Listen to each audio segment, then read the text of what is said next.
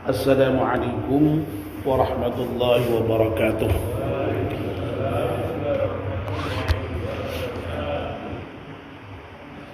Bismillahirrahmanirrahim. Alhamdulillahi rabbil alamin, wassalatu wassalamu ala asyrafil mursalin Sayyidina wa maulana Muhammad wa ala alihi wa sahbihi ajma'in. Amma ba'd. Ibu-ibu, bapak-bapak dan saudara sekalian, alhamdulillah kita panjatkan syukur pada Allah Subhanahu wa taala yang pada malam hari ini atas limpahan rahmat dan nikmatnya kita semua bisa hadir di masjid salat maghrib berjamaah, dan sekarang kita melanjutkannya dengan melakukan kajian ba'da maghrib.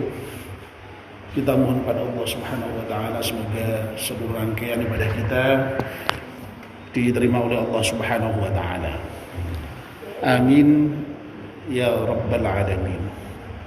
Mari kita mulai kajian kita dengan berdoa bersama-sama. Bismillahirrahmanirrahim.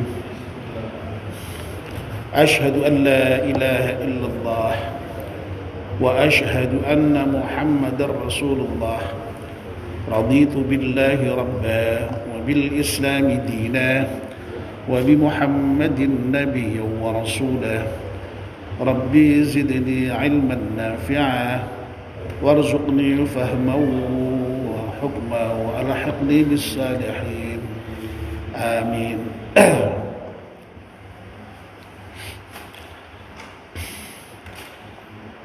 Bapak dan ibu-ibu, mohon bacaan Fatihah sekali untuk pengarang kitab Nashihul Ibad. Semoga apa yang kita kaji dari kitab Nashihul Ibad ini bermanfaat untuk kita semuanya. Al-Hadiniyah Al-Fatihah. A'udzu billahi minasyaitonir rajim. Bismillahirrahmanirrahim. Alhamdulillahi rabbil alamin, arrahmanir rahim, maliki yaumiddin. Iyyaka na'budu wa iyyaka nasta'in. Ihdinas siratal mustaqim.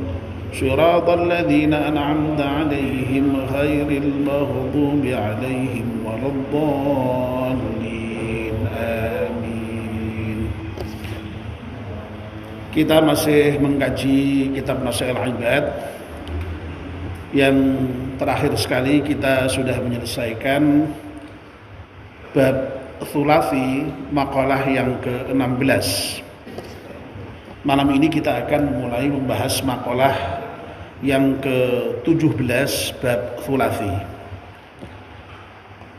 Wal maqalatus sabi'ata asyarata, dan makalah yang ke-17 qila dikatakan as'adun nasi, orang yang paling bahagia, man lahu qalbun alimun, adalah orang yang memiliki hati yang alim, yang berilmu. Wa badanun sabirun, dan memiliki badan yang sabar. Wa qana'atun, serta qana'ah. Jadi ada 3 ciri kebahagiaan seseorang, ya. Ada 3 hal yang menjadikan seseorang itu berbahagia. Yang pertama yaitu kalau seseorang itu memiliki hati yang alim, yang kedua memiliki badan yang sabar, dan yang ketiga memiliki sifat qanaah. Cukup singkat ini makalah yang ke-17 ini. Mari kita dalami satu persatu, ya, dari 3 poin ini, ya. Yang pertama, ya, orang yang paling bahagia itu as'adun nas, ya, itu man lahu qalbun alimun, orang yang baginya itu ada hati yang alim. Nah, qalbun alimun ini oleh Imam Nawawi kemudian diberi syarah bi annallaha ta'ala ya, qalbun alimun tadi atau hati yang alim tadi itu mengetahui bahwa sesungguhnya Allah Ta'ala ma'ahu bersamanya fi ayyi maudhi'in kana dimanapun dia berada. Ini yang pertama. Jadi orang itu yang paling bahagia adalah ketika di dalam diri seseorang itu hatinya tahu persis bahwa Allah Subhanahu wa Ta'ala senantiasa bersama dia dimanapun berada. Ini yang pertama. Ya, jadi kalau teks aslinya hanya qalbun alimun saja ya. Jadi hati yang alim. Ini menarik memang ini ya. Kenapa pengarang kitab ini menggunakan hati ya. Hati yang mengetahui, hati yang alim. Ya. Ini jelas sekali menunjukkan perbedaan yang sangat kontras ya antara bagaimana sumber pengetahuan atau seseorang itu mendapatkan pengetahuan dari mana itu menurut konsep Barat dengan konsep Islam. Kalau konsep Barat, saya kira bapak-bapak tahu persis ya.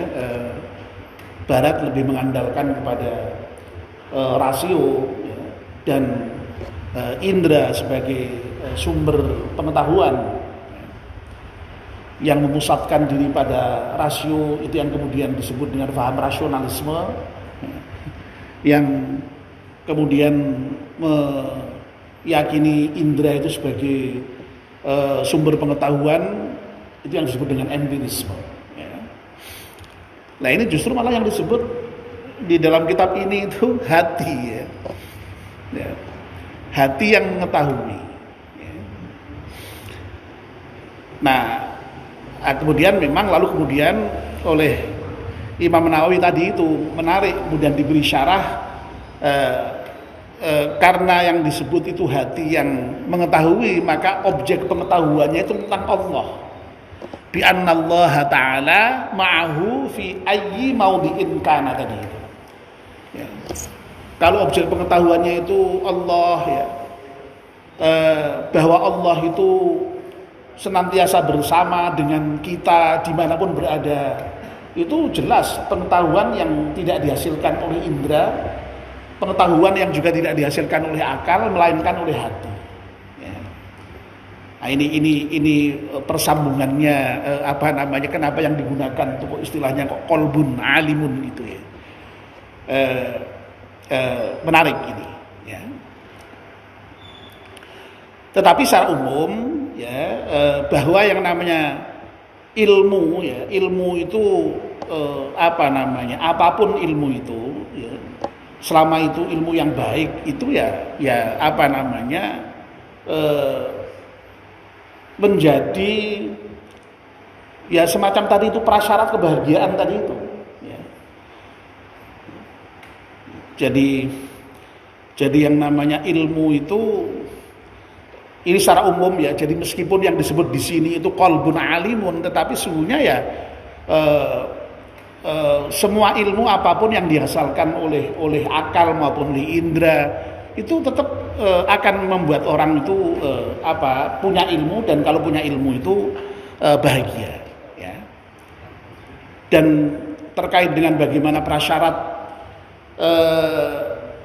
kebahagiaan, ilmu sebagai prasyarat kebahagiaan maksud saya ya, itu saya kira jelas sekali ya dalam banyak hadis disampaikan itu ya. Jadi misalnya yang sering kali disampaikan oleh para mubaligh itu ya. Misalnya Nabi menyatakan begini, man salaka tariqan yaltamisu fihi ilman sahalallahu lahu bihi tariqan ilal jannah. Ya. Barang siapa yang melangkahkan kakinya menuju majelis ta'lim, ya,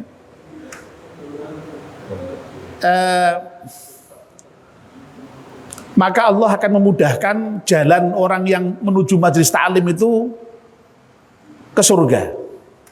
Ya. Saya kira kita sudah semua tahu ya, surga itu simbol kebahagiaan, bahkan puncak kebahagiaan. Kalau orang kok sampai masuk surga itu ya, itu sudah bahagianya bahagia. Dan itu akan dimudahkan oleh Allah itu menuju surga itu kalau kita mau melangkahkan kaki menuju majelis taklim. Wong baru melangkahkan kaki ke majelis taklim aja sudah dimudahkan ke surga ya. Ya. Tapi bisa difahami dengan mudah itu ya. Kenapa ke orang yang ke majelis taklim itu lalu kemudian dimudahkan jalannya ke surga?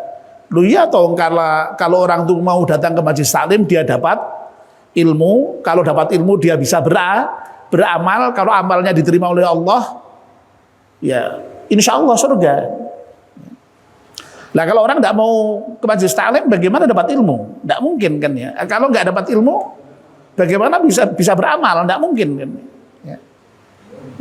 Nah, kalau orang tidak beramal, bagaimana bisa masuk surga? Ya.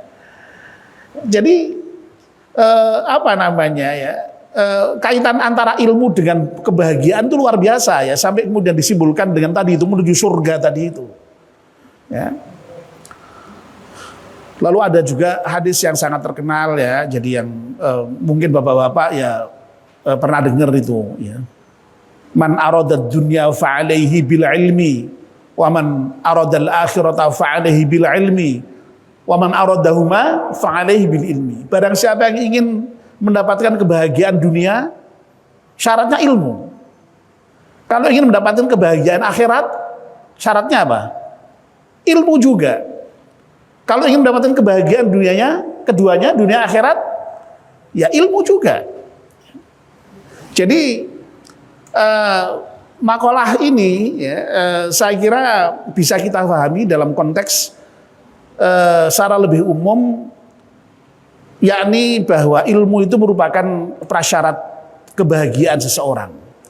Orang akan bahagia kalau dia punya ilmu, ya.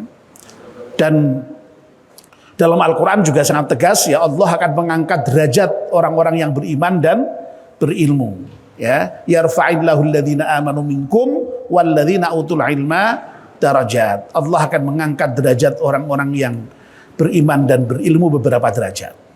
Nah, ini lagi-lagi juga menunjukkan betapa sekali lagi orang yang berilmu itu akan mendapatkan kedudukan di sisi Allah Subhanahu wa taala, dan itu tentu saja adalah kebahagiaan ya.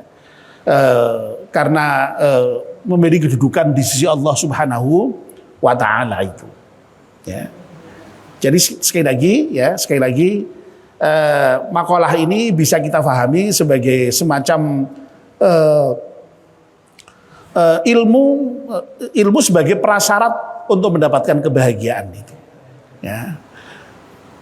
Nah, itulah sebabnya maka ya, karena begitu pentingnya ilmu itu sebagai prasyarat kebahagiaan seseorang, baik itu kebahagiaan di dunia maupun kebahagiaan di akhirat, ya, maka Islam itu betapa sangat luar biasanya ya, mendorong umatnya untuk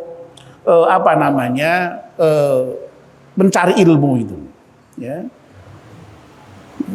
Banyak sekali kan ya hadis yang menyatakan tentang bagaimana Islam itu mewajibkan umatnya mencari ilmu itu. Ya.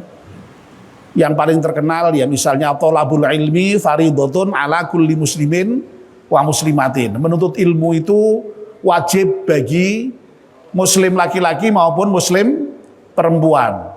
Ya. Jarang loh dalam bahasa Arab itu struktur yang ketika sudah menyebut laki-laki perempuan disebut itu jarang. Ya. Karena apa? Di dalam tata bahasa Arab itu ketika disebut laki-laki saja itu sudah cukup itu untuk secara implisit juga sudah mengandung di situ perempuan juga diwajibkan. Tetapi dalam konteks kewajiban ilmu itu secara eksplisit ya. Thalabul ilmi fardhatun ala kulli muslimin wa muslimatin. Ya, jadi eksplisit disebutkan muslim laki-laki dan muslim perempuan. Ini menunjukkan betapa pentingnya menuntut ilmu itu. Ya. Ya. Yang sangat terkenal lagi misalnya utlubul ilma minal mahdi ilal lahdi, tuntutlah ilmu dari ayunan sampai ke liang kubur ya. Ini sekali lagi menunjukkan betapa pentingnya menuntut ilmu itu, karena hanya dengan ilmu orang itu akan bahagia, baik itu bahagia di dunia maupun bahagia di akhirat ya. Nah lalu memang menuntut ilmu itu kan sifatnya umum lah. Ilmu itu yang mana yang kemudian lalu menjadi prioritas untuk dipelajari itu, ya, itu kan persoalannya kan ya. Nah itu ya, semua ilmu penting pasti ya, semua ilmu berguna pasti ya. Tapi tentu saja ada prioritas-prioritas tertentu. Nah, dalam konteks prioritas inilah tadi kenapa kok kemudian lalu Imam Nawawi memberikan syarah bahwa ilmu yang dibutuhkan agar supaya manusia itu bahagia itu adalah ilmu yang mengetahui bi annallaha ta'ala ma'ahu fi ayyi maudhi'in kana tadi itu. Mengetahui bahwa Allah itu bersama kita dimanapun kita berada. Itu ilmu yang paling penting itu. Ya. Dan ilmu yang seperti ini sejalan dengan apa yang disampaikan oleh siapa ya? Saya agak lupa ingat. Ibnu Ruslan kalau tidak salah ya, dalam kitab Matnu Zubat itu ya. Itu ya karena ilmu itu banyak, maka ada aturan ya, awwalu wajibin 'alal insani ma'rifatul ilahi bistiqani. Ya. Jadi kewajiban pertama bagi seorang manusia itu adalah ma'rifah atau mengetahui Allah, ma'rifatul ilahi, mengetahui Allah dengan keyakinan bistiqani. Ya. Ini tentu saja menunjukkan prioritas ini ya. Jadi meskipun ilmu itu semuanya baik ya, semuanya mengantarkan kepada kebahagiaan, baik kebahagiaan dunia dan akhirat tadi itu, nah ada skala prioritasnya. Ya. Misalnya skala prioritas itu kita juga bisa merujuk kepada Al-Ghazali misalnya ya. Al-Ghazali itu membagi ilmu itu kan ada yang dikelompokkan ke dalam ilmu yang sifatnya wajib kifayah, ada ilmu yang sifatnya wajib ain. Ya. Ya persis dengan kewajiban kita itu, wajib kita ini kan wajib, ada yang wajib ain, ada wajib kifayah, ya. Wajib ain itu adalah wajib yang setiap individu muslim harus melakukan. Sementara wajib kifayah itu adalah kewajiban yang sifatnya komunal. Ya. Kewajiban yang sifatnya komunal. Artinya apa? Kalau kewajiban itu sudah dilakukan oleh salah seorang di antara kita, sudah gugur kewajiban itu fardu kifayah. Ya. Yang sering dicontohkan ya kalau sholat wajib, ya, 5 waktu ini fardu ain. Ya. Setiap individu wajib melaksanakan sholat 5 waktu. Tapi kalau sholat jenazah, itu contoh wajib kifayah. Tidak semua orang harus ikut mensolatkan jenazah. Kalau sudah ada yang mensolatkan 1-2 sudah cukup itu. Ya. Gugur kewajiban seluruh orang Islam itu. Tapi kalau tidak ada yang mensolatkan sama sekali, dosa semuanya itu. Ya. Nah, sejalan dengan itu, Al-Ghazali itu juga mengelompokkan ilmu itu ada yang wajib ain, ada yang wajib kifayah. Ilmu yang wajib ain itu adalah ilmu yang harus diketahui oleh setiap muslim secara individual, tidak bisa tidak. Ya contohnya ilmu tentang sholat itu. Semua orang muslim wajib sholat. Berarti semua orang Islam harus tahu ilmunya sholat. Ya, itu yang disebut dengan wajib ain seperti itu. Kalau sampai seorang muslim kok dia tidak tahu mengenai ilmunya sholat, dosa enggak dia? Dosa, karena dia tidak melaksanakan wajib ain tadi. Beda dengan misalnya ilmu kedokteran. Ilmu kedokteran itu wajib apa enggak? Wajib. Tapi wajibnya wajib kifayah. Supaya apa? Kalau ada orang sakit, ada yang mengobati. Tapi harus enggak setiap orang jadi dokter?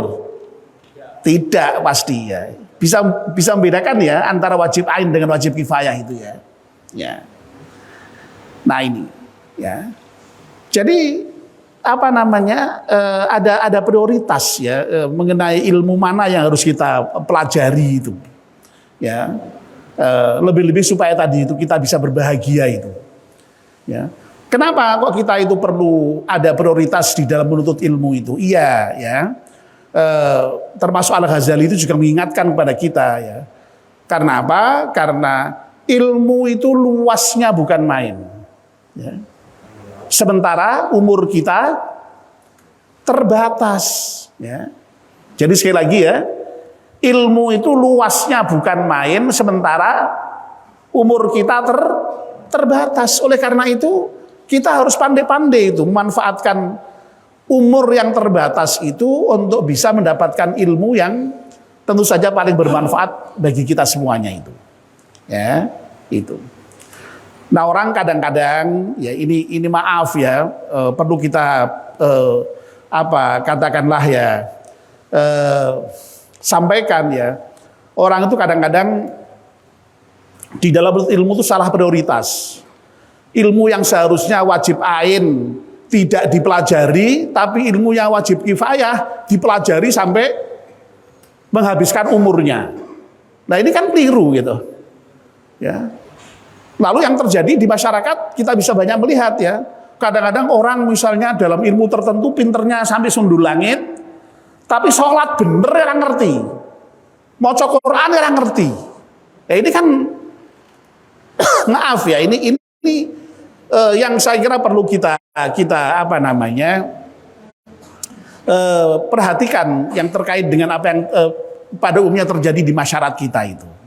Ya, ini berarti memang tidak bisa melihat mana prioritas yang paling penting di dalam mencari ilmu yang bisa membahagiakan tadi itu. Ya, nah itu. Jadi sekali lagi Islam tidak kok kemudian lalu menafikan ilmu-ilmu dalam tanda petik yang sering kita sebut sebagai ilmu umum, enggak. Ya. Itu semua harus dipelajari dan dalam praktek secara historis dulu umat Islam itu sangat menguasai bidang-bidang keilmuan itu. Itulah sebabnya maka dulu umat Islam itu maju luar biasa pada abad klasik Islam itu antara abad ke 8, 9, 10, 11 sampai dengan 12 Masehi itu. Baru setelah abad ke-13 sampai dengan sekarang itu umat Islam boleh dikatakan mundur ya dan kalah dibandingkan dengan Barat. Tapi dulu umat Islam melebihi Barat, mendahului Barat bahkan terkait dengan persoalan sains dan teknologi itu, ya, itu. Jadi sekali lagi harus dikuasai itu untuk kebahagiaan kita di dunia dan di akhirat tadi itu. Nah sekali lagi kalau kemudian di dalam kitab Tasawwuf Ibad itu disebut qalbun alimun, itu saya kira ya menunjukkan sebagiannya saja ya, yaitu ilmu yang bisa dicapai dengan media hati, dan itu memang merupakan salah satu sumber pengetahuan ya, yang diakui di dalam Islam, yang memang di Barat tidak begitu diperhatikan ya, atau bahkan tidak diakui ya. Tapi bukan berarti Islam lalu kemudian hanya terkait dengan ilmu itu meniadakan ilmu yang rasional empirik, enggak, ya, enggak. Ilmu yang rasional empirik itu juga sangat dibutuhkan di dalam kehidupan kita dan harus dikembangkan juga, ya.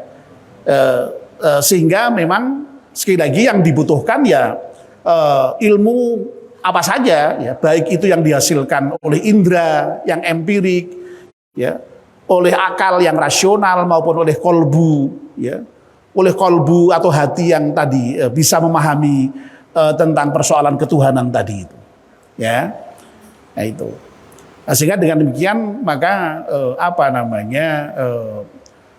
kalau orang itu memiliki ilmu yang seperti itu, wah, masya Allah, insya Allah akan bahagia. Tetapi tentu saja sekali lagi ya, tentu saja yang paling penting ya tentu saja ini menurut ini kitab Nasha'ul Ibad ini adalah ilmu yang terkait dengan hati tadi itu, yang objeknya itu tentang Allah, terutama tentang keyakinan bahwa Allah itu senantiasa bersama dengan kita. Nah, kalau kita ini memiliki keyakinan bahwa Allah sering bersama dengan kita, loh, pasti bahagianya kita. Ya. Tidak mungkin tidak bahagia, wong senantiasa Allah bersama dengan kita kok. Ya. Ya. Dan kita pasti akan taat kepada Allah kalau punya keyakinan itu. Ya. Itulah satu kondisi yang disebut dengan muraqabatullah, ya. Kondisi di mana kita itu senantiasa merasa diawasi oleh Allah Subhanahu wa taala. Ya. Dan itulah orang yang takwa itu, ya. Ya. Jadi orang yang bisa merasa senantiasa diawasi oleh Allah kapan saja dan di mana saja, itulah orang yang bertakwa. Dan orang yang bertakwa itulah orang yang paling mulia di sisi Allah, orang yang paling bahagia tentu saja. Ya.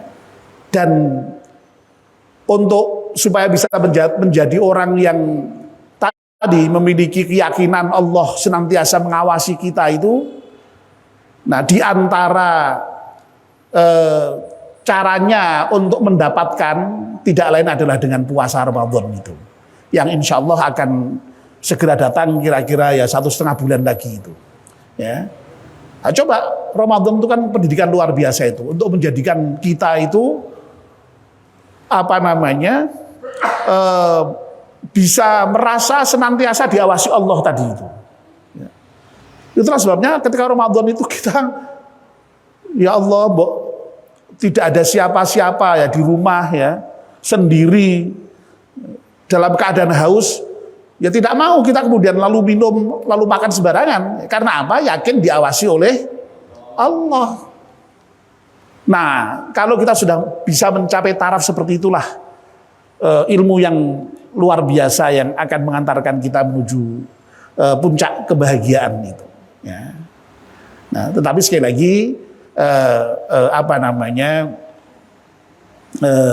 ya mestinya tidak hanya ini, ya, ilmu apapun, ya. Jadi karena sekali lagi dalam Islam itu konsep ilmu itu luas, ya, tidak hanya yang didapat dengan kolbu saja, ya, tetapi bisa dengan akal, bisa dengan indera, ya, itu.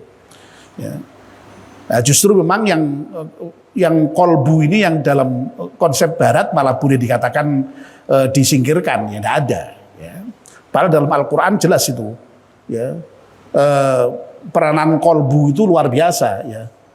Lahum qulubun la yafqahuna biha, ya, itu untuk memahami itu malah justru perangkatnya hati malahan, kalau dalam Al-Quran itu.